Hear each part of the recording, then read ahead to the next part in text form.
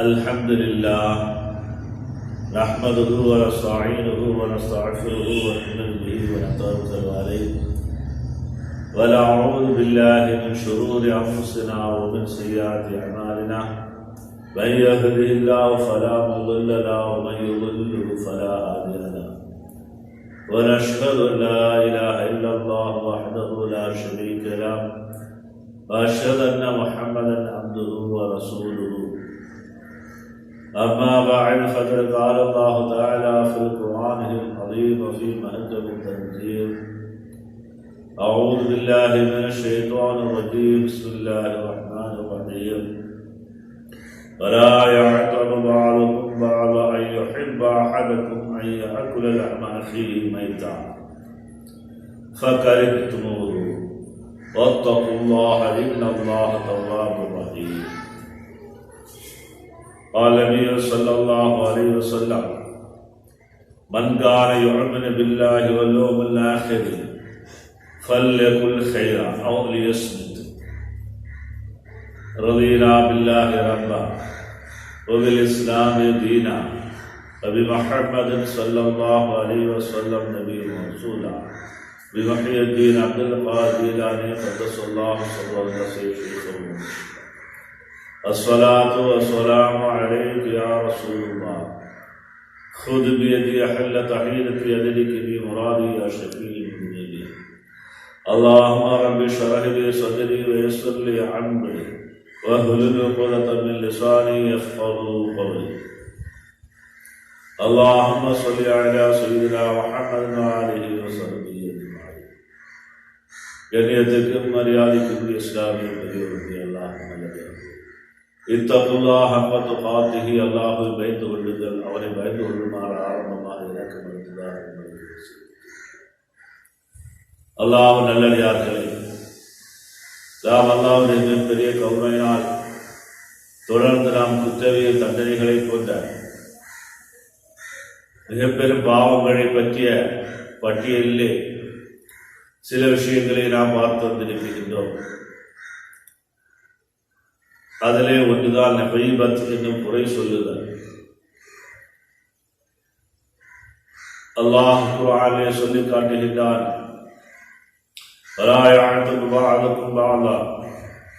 நீங்கள் ஒருவருக்கு ஒருவர் குறை பேசி திரியாதீர்கள்.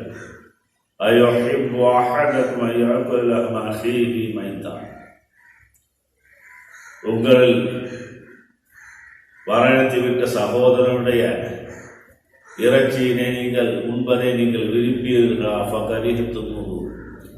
அதை நீங்கள் வெறுப்பீர்கள் அல்லவா? அதுபோன்றுதான் குறை பேசுவது ஒரு சகோதரனுடைய கரியினை உண்பதை போன்றே ஆகின்றது.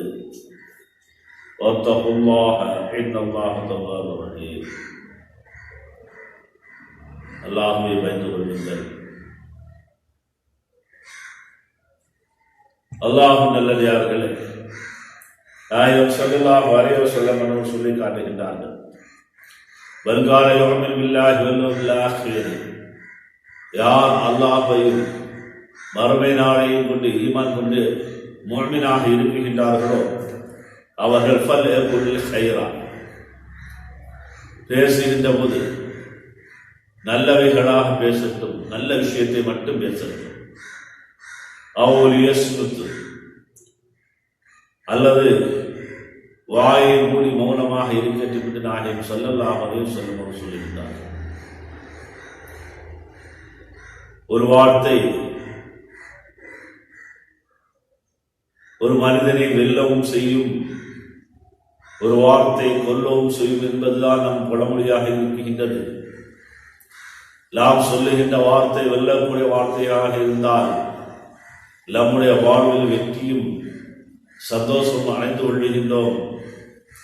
நாம் சொல்லக்கூடிய வார்த்தைகள் கொல்லக்கூடிய வார்த்தைகளாக இருந்தால் சமுதாயத்திலே குழப்பமும் தீமைகளும் ஏற்படுகின்றது என்பதனை இந்த ஹதீஸின் மூலமாக நாம் உணர்ந்து கொள்கின்றோம்.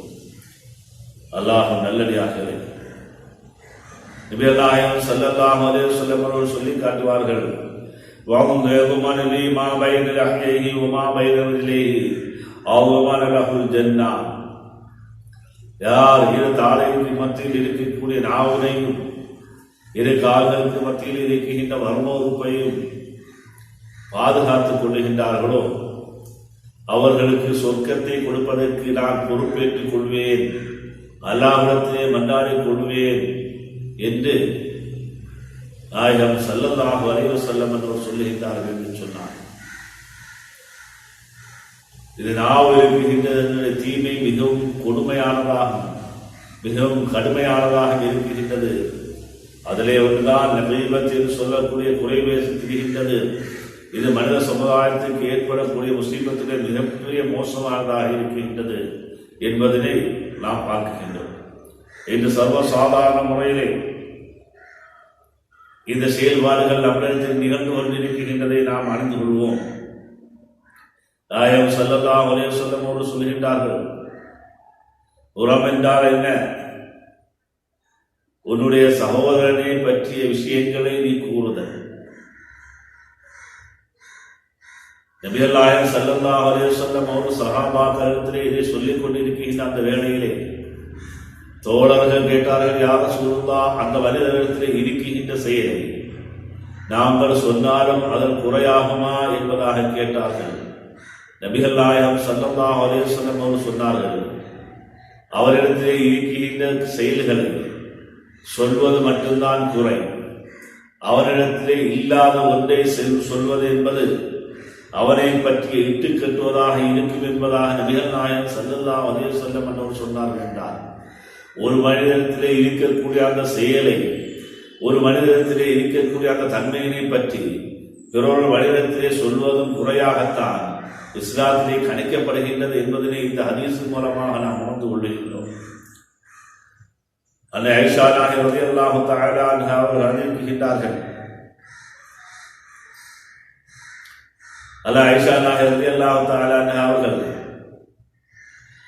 அண்ணல் பெருமானார் ஸல்லல்லாஹு அலைஹி வஸல்லம் அவர்களுடைய மற்றொரு மனைவி ஷஃபியா ரலியல்லாஹு தஆலா அன்ஹா அவர்கள் ஆள் பார்ப்பதற்கு குட்டியானவர்களாக இருப்பார்கள் என்று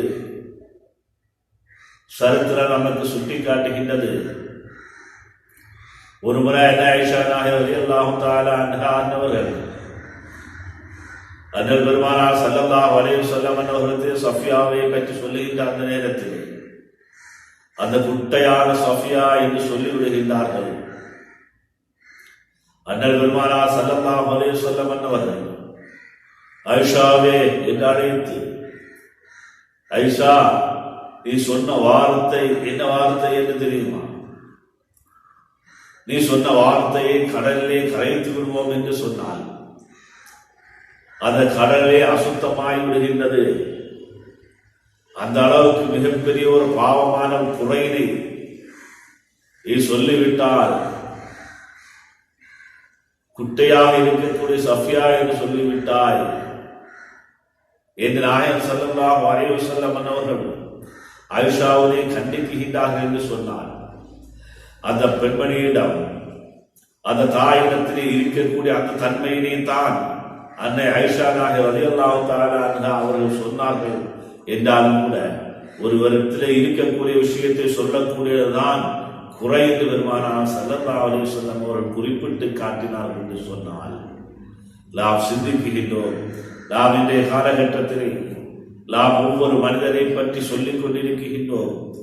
ஒவ்வொன்றும் நம்முடைய நன்மைகளை அழித்து தீமைகளை தந்து அந்த மனிதனை பச்சை இறைச்சியினை உண்பதை போன்ற தீமையினை நமக்கு தருகின்றது என்பதுதான் நபிகள் நாயகம் ஸல்லல்லாஹு அலைஹி வஸல்லம் அவர்கள் சொல்லி காட்டுகின்றார்கள். நாயகம் ஸல்லல்லாஹு அலைஹி வஸல்லம் அவர்கள் மிஅராஜ் சென்றிருக்கின்ற போது ஜிப்ரீல் அலைஹிஸ்ஸலாத்து வஸ்ஸலாம் அவர்கள் ஒரு கூட்டத்திலே காட்டிக் கொடுக்கின்றார்கள்.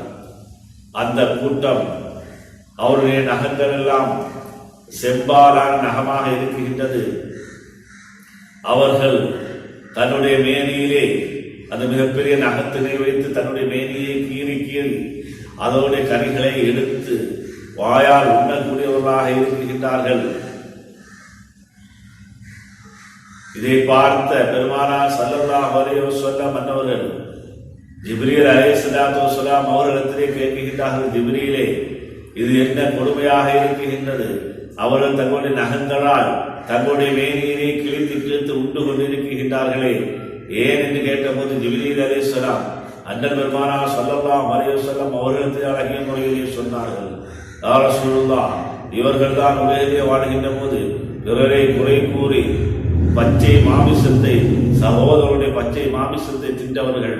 ஆகவே அவர்களுக்கு அதுபோன்ற தண்டனையிலே இம்மையிலே கொடுக்கப்படுகின்றது என்பதாக நாயகம் ஸல்லல்லாஹு அலைஹி வஸல்லம் அவர்களுக்கு ஜிப்ரீல் அலைஹிஸ்ஸலாத்து வஸ்ஸலாம் அவர்கள் அறிவித்தார்கள் என்று சொன்னால் மறுமையில் இதனுடைய தண்டனை எந்த அளவுக்கு இருக்கின்றது என்பதாக நாம் பார்க்கின்றோம்.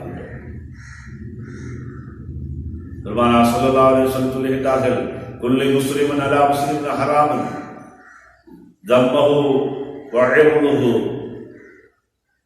ஒரு மனிதனுடைய இரத்தம், ஒரு சகோதரனுடைய இரத்தம், அவனுடைய கண்ணியம், அவனுடைய பொருள் ஆகியவை மற்றொரு முஸ்லிமுக்கு சங்கைப்படுத்தக்கூடியதாக இருக்கின்றது. அதாவது ஒரு முஸ்லிமை கண்ணியமான முறையிலே அழைக்க வேண்டும், அவருடைய பொருட்களை கண்ணியமான முறையிலே பார்க்க வேண்டும், அவனை சங்கைப்படுத்தக்கூடியது அவனை கண்ணியமான முறையில் அவனை சங்கைப்படுத்த வேண்டும். இதெல்லாம் ஒரு முஸ்லிமுக்கு கடமையாக இருக்கின்றது. ஆகவேதான் நாயகம் ஸல்லல்லாஹு அலைஹி வஸல்லம் அவர்கள் சொன்னார்கள், அல் முஸ்லிமன் சலிமன் முஸ்லிமோன பில் லிசானிஹி வ யதிஹி. முஸ்லிம் என்றால் யார் என்று தெரியுமா? உங்களுக்கு தன்னுடைய கரத்தாரோ நாவாரோ பிற முஸ்லிமுக்கு ஒரு சிறு தீங்கை கூட செய்யாதவன் தான் முஸ்லிம் என்பதாக நாயகம் ஸல்லல்லாஹு அலைஹி வஸல்லம் அவர்கள் நம்பியிருக்கின்றார்கள் என்று சொன்னால் நாம் சிந்தித்து பார்க்கின்றோம். நாம் சர்வசாதாரண முறையில் நம் பெண்கள் எல்லாம் ஒருவரை பற்றி குறை சொல்லிக் கொண்டிருக்கின்றோம். அதிகமாக பெண்களிடத்திலே தான் குறை சொல்வது அதிகம் கடுமையாக இருக்கின்றது என்பதை நாம் பார்க்கின்றோம். இரண்டு பெண்கள் ஒரு இடத்திலே சென்று சந்தித்துக் கொண்டார்கள் என்று சொன்னால் மூன்றாவது ஒரு பெண்ணை பற்றி குறை சொல்லிக் கொண்டிருப்பார். மூன்று பெண்கள் ஒரே இடத்திலே சந்தித்தால் நான்காவது ஒரு பெண்ணை பற்றி குறை சொல்லிக் கொண்டே இருப்பார். நான்கு பெண்கள் நிற்கின்ற இடத்திலே ஒரு பெண் அவர்களை விட்டு சென்று விட்டார் என்றால் அந்த மூன்று பேர்களும் சென்றுவிட்ட ஒரு பெண்ணை பற்றி குறை பேசிக் கொண்டே இருப்பார்கள். இது இந்த சமுதாயத்திலே நடைபெறக்கூடிய ஒரு தீமையாக இருந்து கொண்டிருக்கின்றதை நாம் பார்க்கின்றோம். ஆகவே குறை சொல்லுதல் என்பது மெய்பத்து என்பது மறுமையிலே மிக கடுமையான தண்டனைக்குரியதாக இருக்கின்றது என்பதாக நாயகம் ஸல்லல்லாஹு அலைஹி வஸல்லம் சொல்லுகின்றார்கள். அதுபோன்றுதான் குறை சொல்வதை கேட்பதும் நமக்கு ஹராமாக இருக்கின்றது. அல்லாஹ் குர்ஆனில் சொல்லுகின்றான், இதா சமிஉல் லஹ்வ அஅரிது அன்ஹு. அவர்கள் வீண் பேச்சை கேட்டால் அதை புறக்கணிக்கக்கூடியவர்களாக இருப்பார்கள். குறை சொல்வதை கேட்டால் அதை தன்னுடைய காதால் கேட்க மாட்டார்கள், அதை புறக்கணித்து தவிர்த்து சென்று விடுவார்கள் என்பதாக சொல்லி காட்டுகின்றார்கள். பிறர்கள் சொல்லக்கூடிய குறைகளை கூட நாம் கேட்கக்கூடாது. நாயகம் ஸல்லல்லாஹு அலைஹி வஸல்லம் அவர்கள் சொல்கின்றார்கள், மன் ரத்த அன் இல்மி அஹீஹி ரத்தல்லாஹு வஜ்ஹி நார யௌமல் கியாமா. யார் ஒருவர் தன்னுடைய சகோதரனுடைய கண்ணியத்தை குலைப்பதற்கு நடக்குகின்றார்களோ அவர்களை அல்லாஹ் சுப்ஹானஹு வ தஆலா மறுமை நாளையிலே உகங்குப்பர நரகத்திலே தள்ளக்கூடியதாக இருப்பார் என்பதாக நபிகள் நாயகம் ஸல்லல்லாஹு அலைஹி வஸல்லம் சொல்லி காட்டுகின்றார்கள். அதுதான் நாயகம் ஸல்லல்லாஹு அலைஹி வஸல்லம் அவர்கள் சொன்னார்கள், மறுமை நாளையிலே இவைகள் எல்லாம் பற்றி கேள்விகளுக்கு கேட்கப்படும். என்ன சம்மவல் பஸர் வல் ஃபுஆத குல்லும் உலாயிக கான அன்ஹு மஸ்ஊலா. நிச்சயமாக கேள்வியை பற்றியும் பார்வையை பற்றியும் உள்ளத்தை பற்றியும் நாம் செய்யக்கூடிய அனைத்து விஷயங்களை பற்றி விசாரிக்கப்படுகின்றது. மா யல்ஃபிது மின் கௌலின் இல்லா லதைஹி ரகீபுன் அதீத். அவைகள் எல்லாம் ரகீப் அதீத் என்று சொல்லக்கூடியவர்கள்